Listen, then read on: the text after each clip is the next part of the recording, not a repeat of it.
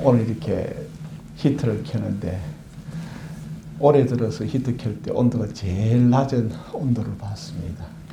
보통 보면은 그래도 한 7도, 8도가 오는데 오늘 탁 켜니까 3도를 기록하더라고요.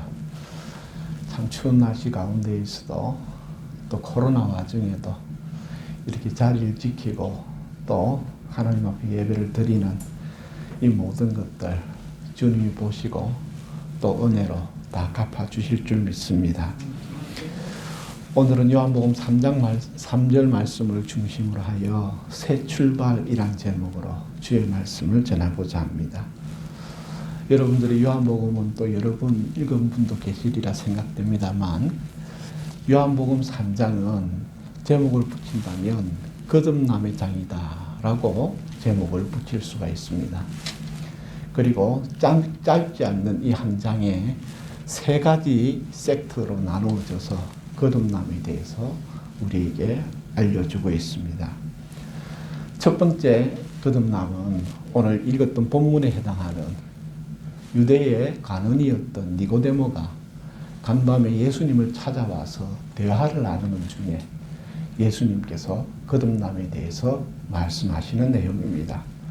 그것이 오늘의 본문에 해당합니다. 네가 진실로 진실로 네게 이르노니 사람이 거듭나지 아니하면 하나님 나라를 볼 수 없느니라. 우리의 지식이나 우리의 능력이나 우리의 재능으로 하나님 나라를 바라보는 것이 아니라 우리의 마음이 거듭나지 않으면 우리 가까이 지금 이곳에 지금 우리와 함께 하나님의 나라가 함께하고 있음에도 깨닫지 못하고 자기의 지식과 세상과 욕망을 따라 판단함으로 그 나라를 보지 못함을 말씀하고 계신 것이죠. 그리고 니고데모와의 이야기가 끝나고 난 다음에 두 번째로 중간에 끼어있는 이야기가 무엇이냐 하면 바로 세례 요한의 신앙의 고백이 드러나게 됩니다. 이 요한복음 3장에서 세례 요한은 이렇게 고백합니다. 그는 흥하여야 하겠고 나는 쇠하여야 하리라. 이 거듭남 장 속에 이 세례 요한의 이야기를 끼워넣은 이유는 무엇이냐? 이 거듭남이라는 것은 세례 요한은 구약의 마지막 선지자로서 구약의 모든 유대교의 율법을 최종적으로 종결짓는 선지자였습니다. 그래서 이 거듭남이라는 의미 속에 담겨 있는 것은 그는 흥하고 나는 쇠하여야 된다는 고백을 통하여서 구약의 유대교의 모든 율법적 종교의 모든 것들이 종식이 되고 예수 그리스도로 말미암아 새로운 구원의 시대가 임하였음을 알리는, 즉 이 거듭남은 이제 예수님의 흥함을 통하여 새롭게 출발되는 하나님의 나라를 예시하고 있는 것입니다. 그리고 마지막으로 이 요한복음 3장은 거듭남에 대해서 이야기를 할 때에 요한복음의 기록자에 해당하는 이 사도 요한이 이 거듭남에 대한 최종적인 마무리로서 나레이션을 하고 있는 것인데 바로 그는 지금까지는 선지자들과 제사장들이 물로 세례를 주었으나 이제 지금부터 오시는 예수 그리스도 메시아는 성령으로 세례를 주시는 분이다 라고 거듭남에 대한 나레이션의 마침표를 짓고 있는 것을 보게 됩니다. 즉 다시 말하면 거듭남이라는 것은 우리의 마음이 새로워지는 것입니다. 그 마음이 새로워짐을 통해서 우리의 삶의 과거의 삶이 이제 새로운 삶으로 진입이 되는 것을 새 출발을 의미합니다. 그리고 그 모든 것은 무엇으로 되어지느냐? 예수 그리스도로 말미암는 성령의 역사로 말미암아 이 거듭남이 이어져 갈 것을 약속하고 있는 것이죠.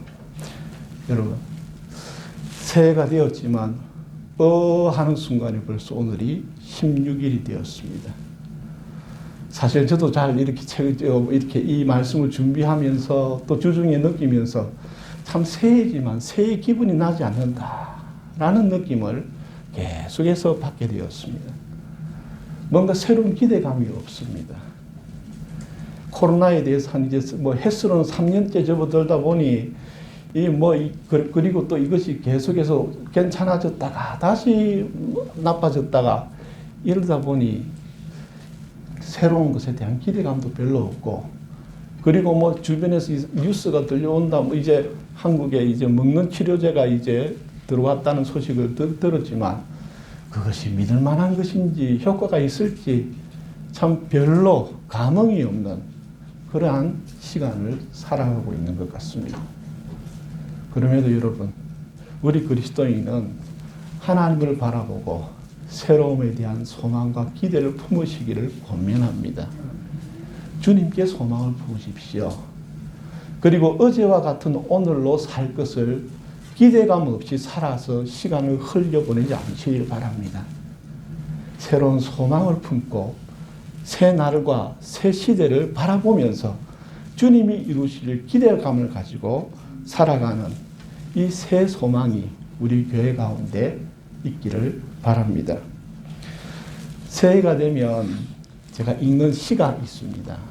안도현 시인의 새해의 기도라는 시를 새해가 되면 몇 년 전부터 읽곤 합니다.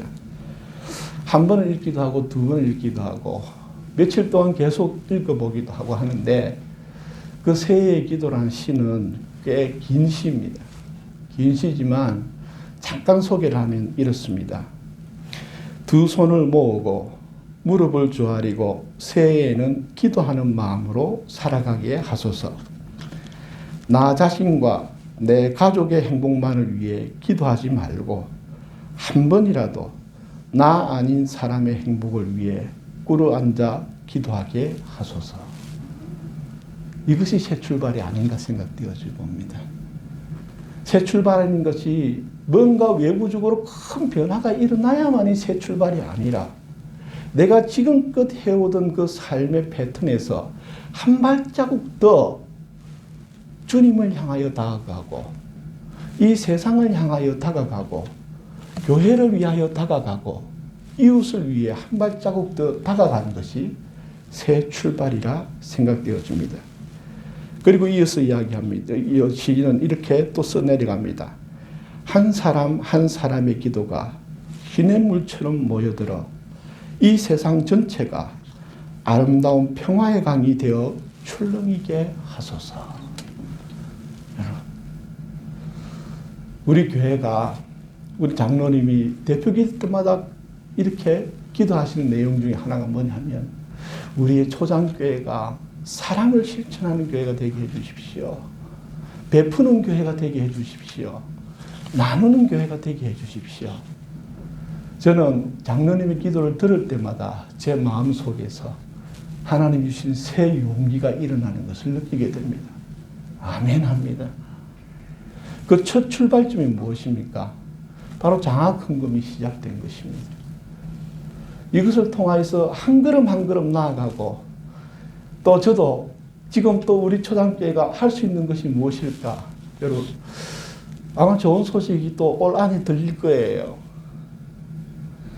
지금 여러 단체들과 지금 접촉 중에 있는데 그러면서 올 한 해 또 우리가 우리 교회에서 우리 교회 수준에 현재 우리 형편에 맞추어서 우리 성도님들 조금 귀찮게 해드려서 미안하긴 한데 그러나 보람된 일이 곧 또 생겨날 것 같습니다. 그래서 우리 이웃들에게 뭔가 나누어 줄 수 있는 그런 거리가 생길 것 같습니다. 여러분 잘 사는 게 뭘까요? 부자가 되는 것도 잘 사는 것이지만 그러나 그걸 쌓아가는 삶보다는 그 주신 것을 가지고 베푸는 게 더 잘 사는 삶이 아닐까라는 성경적인 말씀을 기억해 보게 되는 것이죠. 자, 여기서 오늘 우리가 기억해야 될 부분이 바로 이런 것인 것 같습니다. 안도현 시인의 이야기처럼 자기 자신만을 향하고 자기 자신으로 국한되어 있던 우리의 생각과 삶의 태도를 이제 나와 다른 이들, 우리의 이웃, 좀 가까이는 전 남자이니까 제 아내의 입장이 되어보고 제 자녀의 입장이 되어보고 또 여성분들께서는 내 입장이 아니라 남편의 입장이 되어보고 부모의 입장이 되어보고 자식의 입장이 되어보면서 내 원하는 요구를 관철시키려고 하는 그 삶에서 한 발자국 뒤로 물러나서 그들의 말에 귀를 기울이고 그들이 원하는 것에 응답해주는 새로운 출발하는 이 마음이 또 우리의 삶을 새롭게 하는 출발이 아닐까라는 생각을 해보게 됩니다. 사실 저 또한 그동안에는 더 많이 가지려고 했습니다. 그리고 내가 세운 목표를 달성하는 데만 몰두해 왔습니다. 그리고 경쟁에서 이기기 위해 고군분투했던 삶을 살았으며 여러 가지 언쟁이나 논쟁이 생기게 되면 나의 옳음만을 증명하기 위해 애써왔던 저 자신을 발견하게 됩니다. 그러나 이 말씀을 준비하면서 다시 한 번 더 주님 앞에 회개하는 마음을 가졌습니다. 이제는 이렇게 살지 않겠습니다.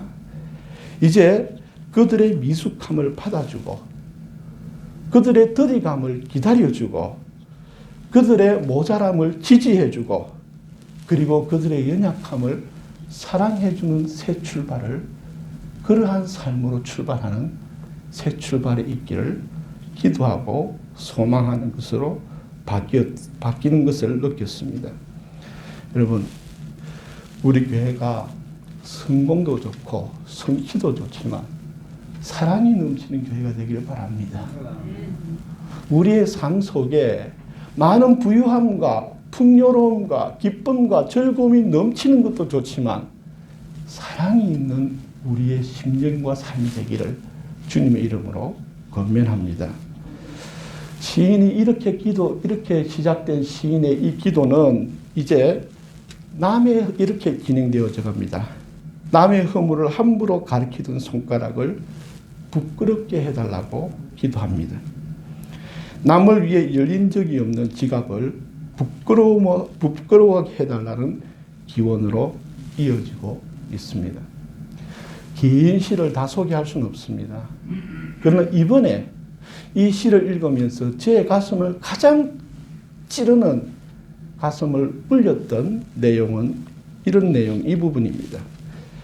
새 날은 기다린다고 오는 게 아니라 발벗고 찾아 나서야 오는 거라고 새해에는 자신 있게 말하게 하소서.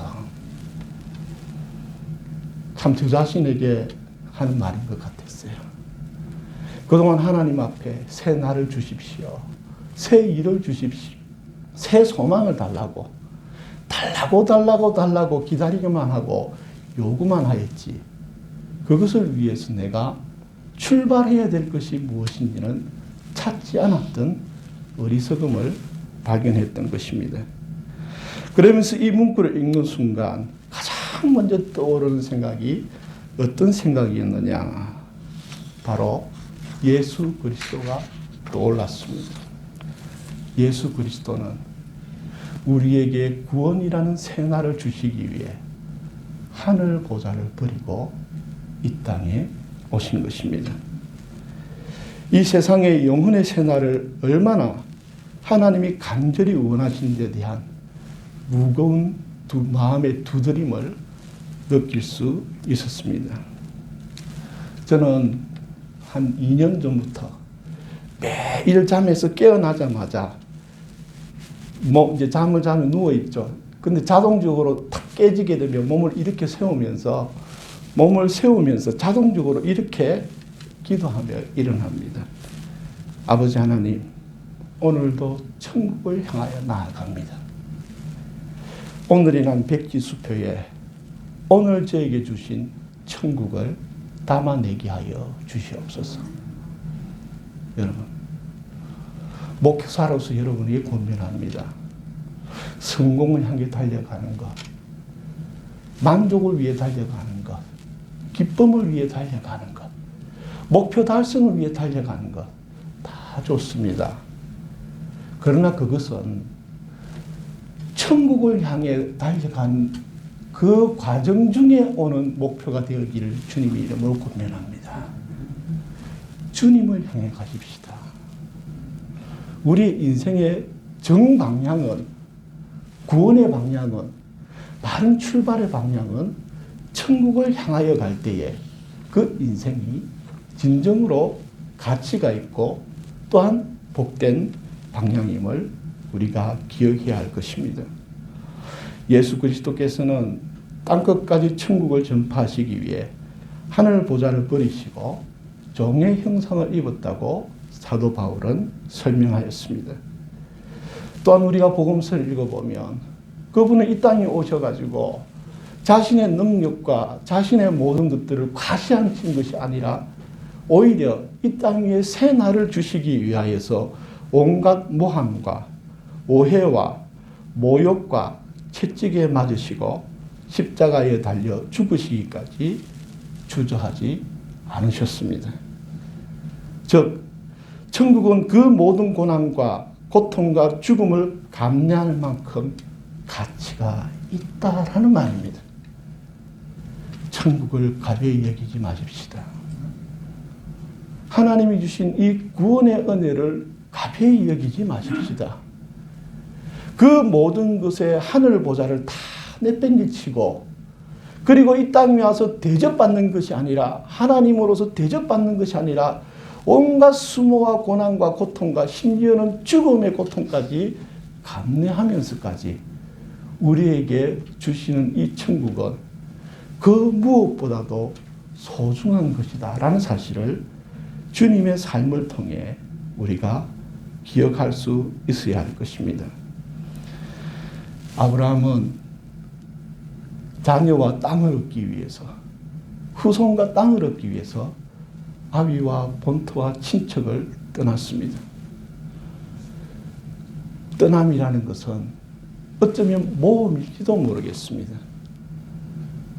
그럼에도 불구하고 하나님을 신뢰하였기에 자기가 그동안에 해오던 모든 것을 내려놓고 아무것도 모르는 오직 하나님만 바라보며 나아가는 새 길을 출발하는 믿음으로 그는 믿음의 조상이 될 수 있었던 것입니다. 그런가 하면 누가복음 19장에는 또 세리가 주님을 만납니다. 그 당시에 악명 높았던 로마의 앞잡이요 유대의 앞잡이였던 삭개오라는 사람이 예수 그리스도를 만나자마자 그는 이렇게 약속합니다. 자신의 재산 절반을 가난한 사람들에게 나누어 주겠습니다. 그리고 내가 누군가에게 거짓과 속임과 토색한 것이 있다면 갑절에 갑절인 4배로 보상하겠습니다. 라고 예수님께 약속합니다. 여러분, 이만큼 천국은 소중한 것입니다. 주님을 만난 아브라함과 삭개오는 그의 마음과 삶이 변하였고 그들의 인생과 삶은 새 출발을 하고 있음을 보여주고 있는 것이죠. 여러분, 오늘 우리가 기억해야 될 것이 이것입니다. 바로 거듭남이라는 것은 새 출발을 의미합니다. 그리고 새 출발이라는 이 거듭남의 의미 속에는 바로 우리 자신의 변화를 이야기하고 있습니다. 그래서 변화된 마음과 변화된 삶은 하나님의 나라를 볼 수 있다라고 제가 새롭게 의역해 볼 의향도 있습니다. 여러분, 오늘 우리에게는 이미 하나님의 은혜가 임했습니다. 그동안에 우리가 삶을 살면서 주님이 보이지 않았고 내 삶 속에 천국이 보이지 않았던 것은 내 마음이 주님의 말씀과 복음으로 변하지 않았기 때문입니다. 우리의 마음 속에 천국을 사모하는 마음이 다시 뿌리 내리기를 권면합니다. 우리의 삶 속에 주님이 베푸신 그 사랑을 깨닫는 은혜가 있기를 바랍니다. 제가 오래전에 읽었던 책인데 어떤 책에 거기에 아주 제 기억에 남는 기도문이 하나 있습니다. 그 기도문이 어떤 기도문인가 하면 이렇게 쓰여진 기도문입니다. 오늘 우리의 삶이 누군가 당신께 바치는 기도의 응답이 되게 해 주십시오. 참 이 문구를 읽는 순간 제 가슴에 팍 박혔어요. 지금까지 저는 하나님께 응답해 달라고 응답만 구하는 자였습니다. 그런데 이 기도문을 읽는 순간 나의 기도가 뭔가 2%가 부족하구나.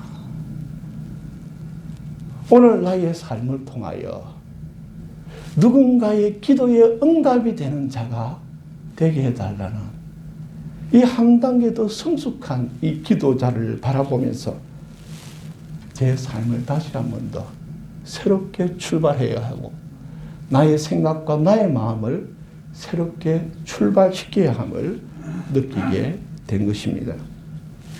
여러분, 삶이 지루하다고, 삶이 답답하다고 불평, 불만만 할 것이 아니라 내 삶에 있는, 내 마음에 있는 낡은 자존심과 아집과 이기적인 습관들을 먼저 비워내기를 권면합니다. 내 마음 안에 썩고 부패하여서 주님의 말씀에 저항하고 대적하는 마음을 비워내는 은혜가 있기를 바랍니다. 높고 교만한 자신의 이기적인 보좌에서 내려와 이제 삶으로 아버지를 예배하며 진정으로 이 이웃과 이 세상을 섬길 수 있는 자로 거듭나기를 바랍니다. 그동안 하나님을 판단하고 세상을 평가하며 이웃을 비판하던 오만한 마음에서 내려와 하나님을 경배하고 세상과 이웃과 교회를 섬기는 예수 그리스도의 천국을 향하는 새 출발의 은혜가 있기를 간절히 바랍니다. 육신적인 감정과 기분과 욕망에 노예된 채로 살아가지 않기를 바랍니다. 우리의 삶이 누군가의 기도에 응답이 되는 삶이 되시기를 주님의 이름으로 축복합니다. 이제 응답을 구하는 자가 아닌 응답이 되어주는 자로 새 출발하는 교회가 되기를 바랍니다. 새해가 이미 시작되었지만 특별한 변화 없음에 안주하지 않으시길 바랍니다. 작년보다 한층 더 성숙한 신앙, 작년보다 한 걸음 더 가까워진 천국, 작년보다 한 발 더 주님을 닮아가는 우리의 새해가 되기를 주님의 이름으로 축복합니다. 올해도 주님을 향하여 새로운 출발을 멈추지 않는 성도와 교회로 세워지기를 주님의 이름으로 축복합니다. 기도드리겠습니다.